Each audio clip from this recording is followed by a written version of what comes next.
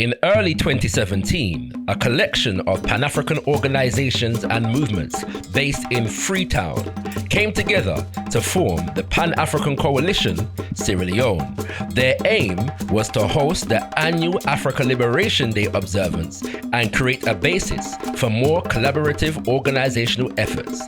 The history of ALD in Sierra Leone goes back at least to the 1980s, as headed by the Pan-African Union of Sierra Leone, PANAFU. However, the hosting of the observance became a challenge due to the civil war which rocked the nation in 1991. Now, in the midst of a nation still in healing, the Pan-African Coalition has joined forces to revive Africa Liberation Day and create a platform for mobilizing the community around an agenda to organize for African liberation. For 2023, the theme was 65 years of Africa Liberation Day, youths organizing for Pan-Africanism. Our speakers include Chief Fode Mansare, Kenya Malinke Mansare, Father Elijah Gegra, Dr. Alhaji Njai. We begin with Chief Fode. What is African liberation? Now, 2 words. African. I want to start there first. We all are African. But what does an African mean to be? How will you define it for yourself? Economically, what does it mean to be African? Politically, what does it mean to be African? Culturally, what does it mean to be African? The answer, now we got time. Now we're the ones who we define what's in an African and what's in not African. Now we got that right now, Dave. Now stop it right. The first thing when the European take from me, now we right to sovereignty. We right to rule ourselves. We right to determine how we educate the beginning. What do we teach them? For employ yourself. What do we produce? What we need? We'll be friends, allies, with the nation on the other side, Guinea, Liberia. We'll be able to exchange. These are the questions. They took that from me. The right for me to decide, and was stolen through a process.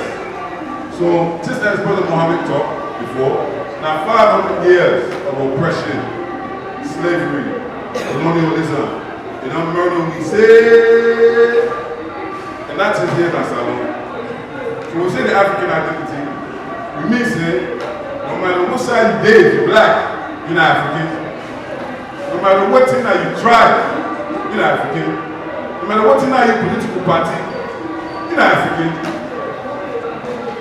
Pan-Africans put their African identity first. This is the first thing to understand about Pan-Africanism and this African liberation struggle. The second word, now liberation. It's why you can say you rule. You mean freedom. In the case of Kwame Nkrumah, he said simply African Freedom Day.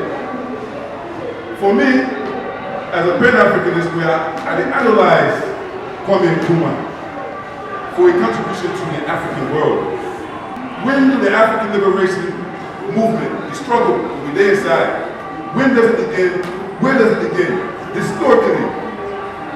How? In modern times. I'm saying since the European came to Africa for the purpose of slaving our people, colonizing our people, stealing our resources, just like they do today. It's been over 500 years. Here in Salon, now 1462, when they can talk about Pedro de Sintra. We come here, we come watch the mountain, when he come, our rain season in there. So, and the rain, the thunder, from the ship where the white man come, he say this, he favor, not lion, not roaring lion. Now in Portuguese language, he named me Sierra Leone. He never stepped foot in the mainland. He named me from the ship. My own interest in the name. What did he be to see? He didn't name me back. Like I talked say, the first thing when the white man did for me, now this struggle, now with sovereignty, the ability to define yourself, determine for yourself your own lifestyle, your own future. And the first step, now we name, become name the man. Kenya Malinke, Mansare.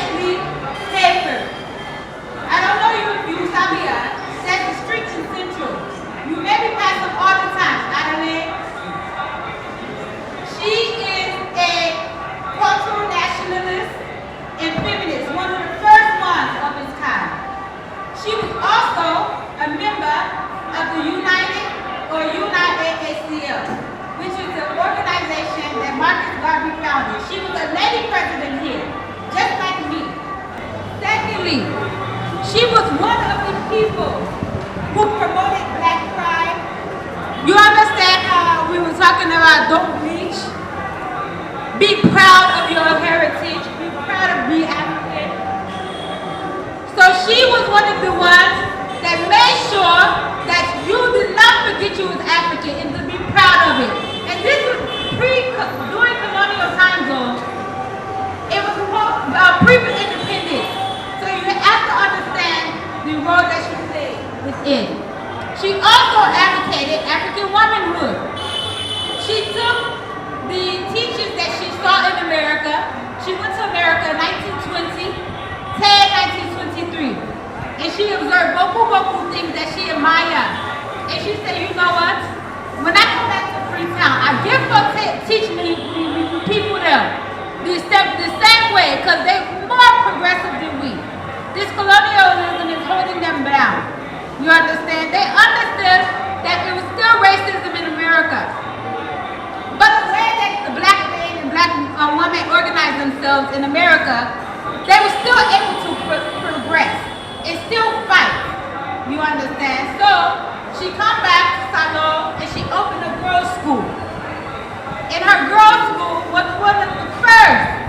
She advocated that white people, because many of the missionaries that was coming to teach the reading and writing to the children was white. What they taught the people, what they taught the children was white or Eurocentric ideas. It wasn't African-centered ideas though. So you would look at yourself and be ashamed. You'd ashamed by yourself because what they teach you is you're not inferior. So she said that white people should not teach black children on. Black men, black women should teach black children on. And she was a cultural nationalist, so she believed that art, the poetry, the theater, dance was very important so that black children can understand who they are. Back in that time, they had one day. It was called Africa Day. They will teach black children about themselves, the white people. It was very watered down. You can understand, they didn't tell them about the fighting and the oppression that they were under. They gave them a small history.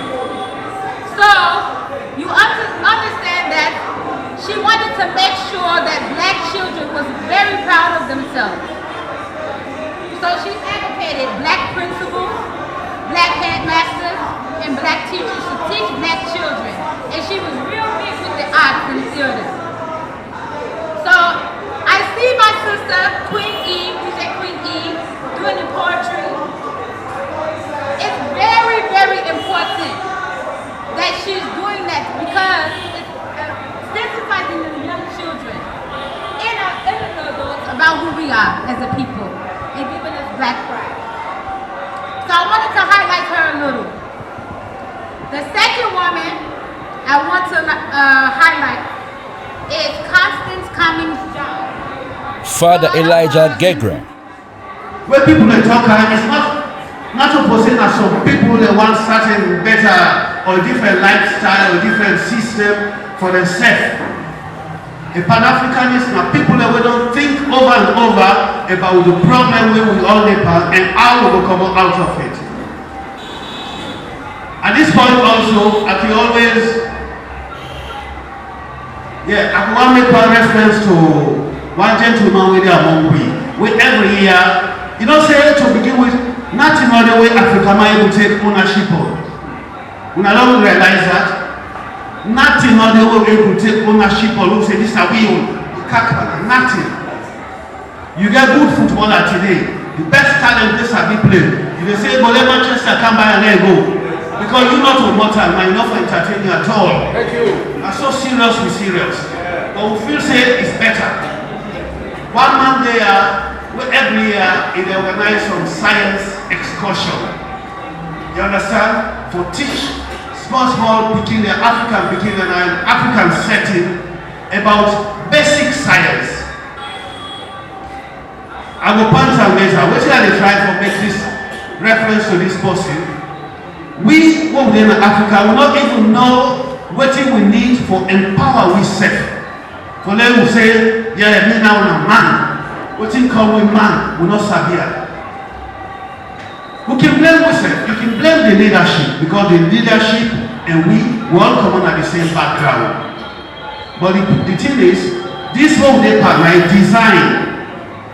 Now people they ended, they put them together for let them make sure say we go there in perpetual poverty, permanent poverty. So when you don't understand that, you dey wait for let this government come, then you expect. What you expect? The man come up from the same background, they tell you what you expect. Let them perform magic. It's not possible. I want to let you understand. When you don't understand Pan-Africanism, you're not a bad man or bad woman. You know what you do? You dey hate your fellow brother and sister. You dey feel say that man there na the man na the problem, na the medium man na the problem, and na the woman. Not to say be. We all are one family in Ayasu. Until we understand, say we are one family, we will reduce ourselves to the level like I said. But now na cause the problem. Everybody talking about. But now the team we go down there. How long? How long? And I can always say, they understand. Before anybody because I can call and say, anybody will attach himself, he attach himself so much to any political party, be they red or green. You know what's another person there? He get identity crisis. Yeah. He get identity crisis. Yeah. And not to that person there human green. We all get identity crisis. Dr. Alhaji Njai. In Madingo they call him Badeya. He did all the languages. Know yourself. And it starts from that for build from self, you build a better community. With man don't take up. Today, with man they come all around, they use the same model than what we people in the use. They say community development, community engagement, use of community in public health. Community. With African culture and the citadel for community. Now we have to learn for that one. Know yourself, but it starts from you. So this, now the thing that this way with colonial education, don't take from we. So what in colonialism be? You see right now the biggest confusion what will they get? The biggest confusion where the average Sierra Leonean they get. The biggest confusion, not that we know they see the white man around anymore. When you ask them, say, but why you talk about colonialism? Why you talk about neo-colonialism? The white man, they're not there around anymore. Right? They're not there around. We know they see them, eh? So yes, physical colonialism, you know they, right? But what in my brother Elijah talk about, and what in comrade Fode talk about, and Kenya Mansareno talk about, Now the one way we need to see the mind, colonialism of the mind, is not visible. And the way they ensure that for happen, ensure and for let it be a continuous process. Because remember, say, Africa, we get Sierra Leone, for instance. Look at small Sierra Leone. Look at the number of resources we get in this country. Now we take out first the diamonds. Forget about the minerals. Forget the minerals. Forget all minerals. That's Sierra Leone. Forget everything else about we soil, we water, all less in the league. Right? Forget all that. Just go, just with sunlight alone what we get. Right? That's huge. Then you take fish alone, that's huge. Right? So we get a whole lot of things. Right? So what did colonialism do at the time of independence? Or before? Even before?